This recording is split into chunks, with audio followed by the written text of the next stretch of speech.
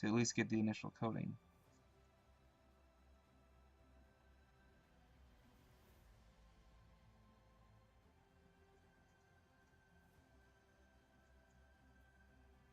So yeah, these are Dark Eldar jet bikes. They're cavalry units.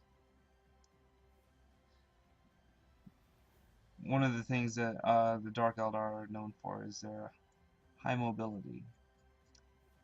And the way they achieve that is through, low-cost locomotion, means of moving around the battlefield. So most of their units have really good movement speed. That is how far they can move per round or so. And the jet bikes are fairly inexpensive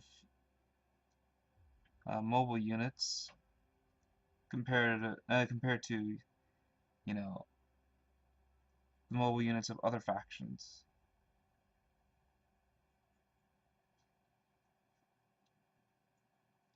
So, but these aren't the only such units for the Dark Eldar. They also have these things called Scourges, which, if you've ever seen Highlander, they are like like the guys on those floating discs.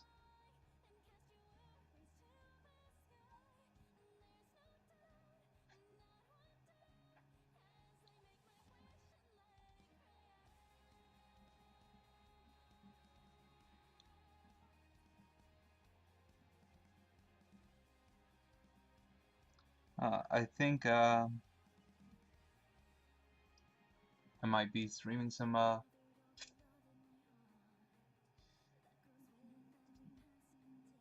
music that I can't play.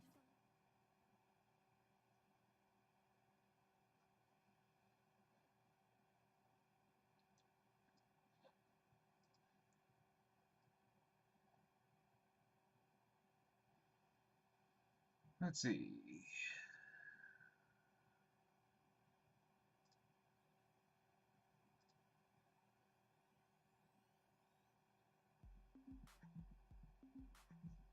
There we go. That'll do for now.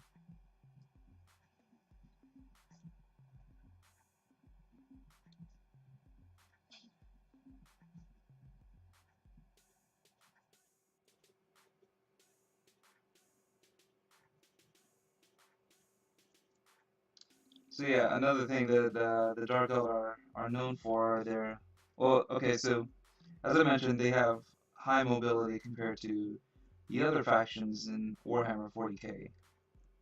So one of the best tactics to implement with them are, your guerrilla tactics, your hit and runs and such.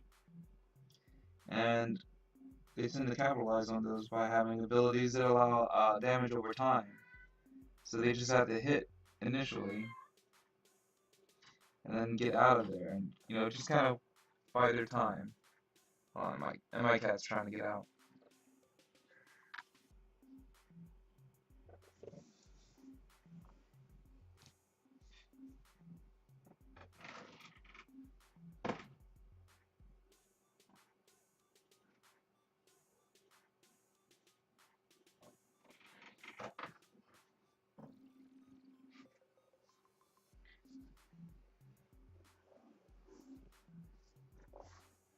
Alright.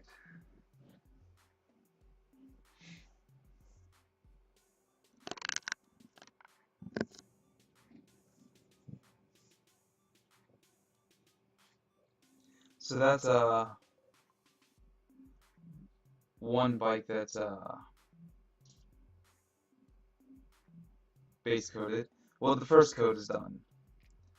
So while that dries, I'm going to go ahead and move on to the next one. We're just going to go ahead and base coat all of these.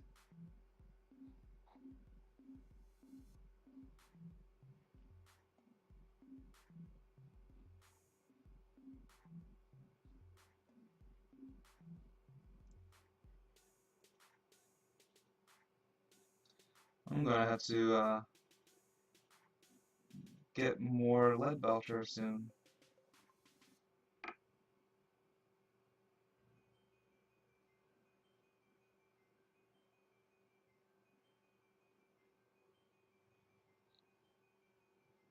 So yeah, a lot of people will glue the fly stands to the miniatures, and I don't like to do that because I like to make my figures a bit more dynamic. I like to change their poses up every now and then if I can. So if something allows for flexibility, like physical flexibility, different poses and such, I'm going to go for that option. And some of these exhaust ports allowed for such, so I did.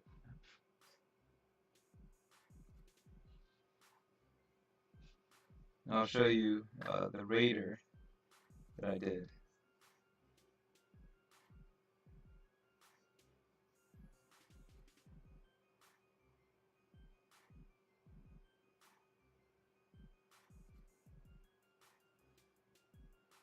So yeah, each of these jet bikes have different characteristics. They all look pretty similar, and for the most part they are. But each one has like different weapons and such compared to the others. They have shared abilities, but when it comes to like artillery, for example, this one's got a splinter rifle. I think the other one uh, does not.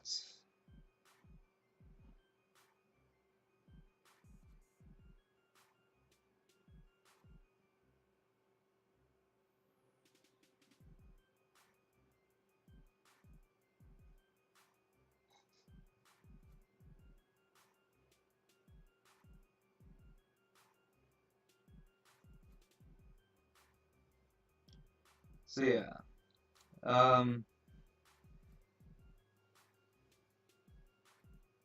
the name of my particular faction is the, the blood splattered.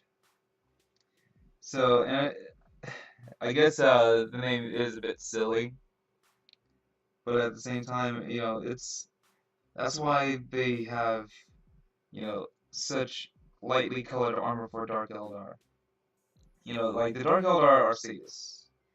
They enjoy inflicting pain however they can, and they often take slaves just so that they have someone to abuse and such, and which eventually leads to spilling blood, and they have like no value for life, and sometimes rarely their own. So they have the light colors so that whatever the blood of their victim's color is, words, I don't know, will be all the more apparent when splattered across them. And they won't even really clean the blood off. They wear it like a badge. Hence the name. That's just something that I've created for myself. You can, again, like I said, you can create your own factions and like backstories for them and such. Like you have established lore that you can pull from. Like if you wanted to, you could just completely do everything by the book. And there's plenty of material to go by. Different paint schemes and palettes and such to use. But those are merely guidelines.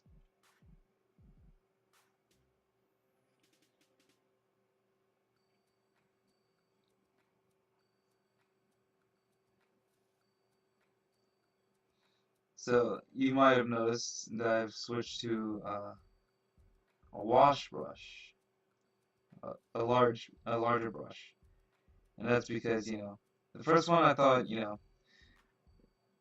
all right, the brush looks like it should be able to cover a large amount of area fairly easily, but as I went through, I was like, this is kind of taking longer than I want it to.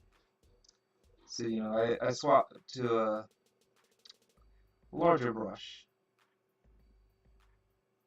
so I can cover more area quickly. At this stage, I'm not worried about being neat.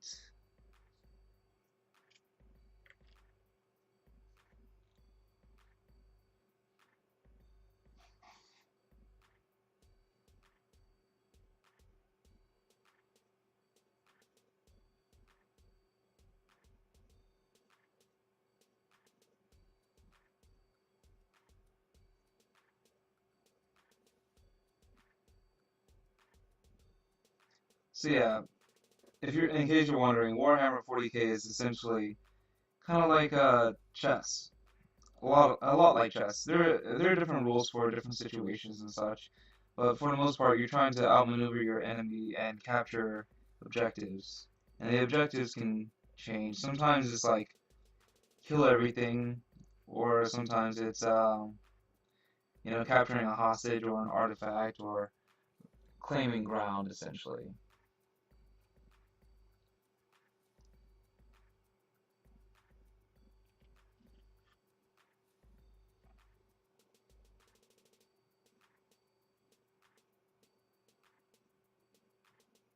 So when you get these kits, they um they have a lot of optional parts and stuff. Some of them confer like and stat bonuses and such. And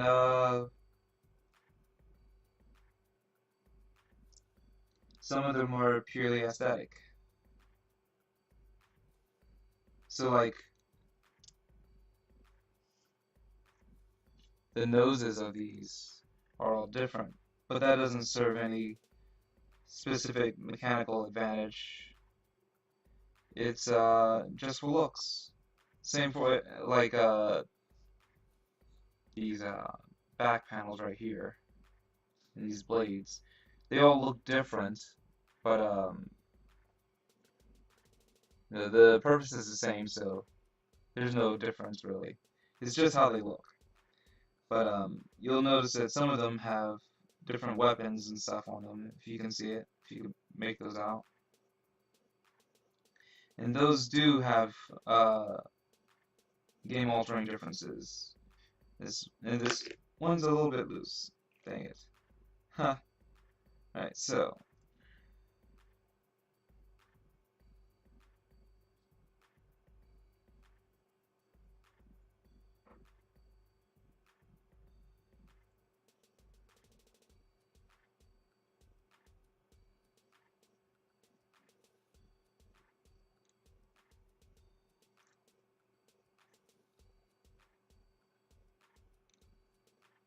I really like this paint scheme that I picked out. And I chose it because, I wanted to do something fairly difficult for a novice, which I am. Like, I'm no expert at all at this. I just know a lot because I researched it. And I drew inspiration from, I think it's called Black Pearl, if you're familiar with Pirates of the Caribbean.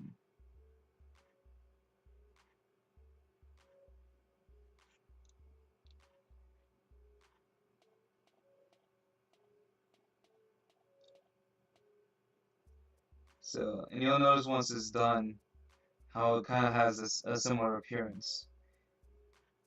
It's like all worn in sun bleached wood, essentially. Well, because well, it was set fire to originally, and became essentially a ghost ship. Like I think the crew was cursed or whatever.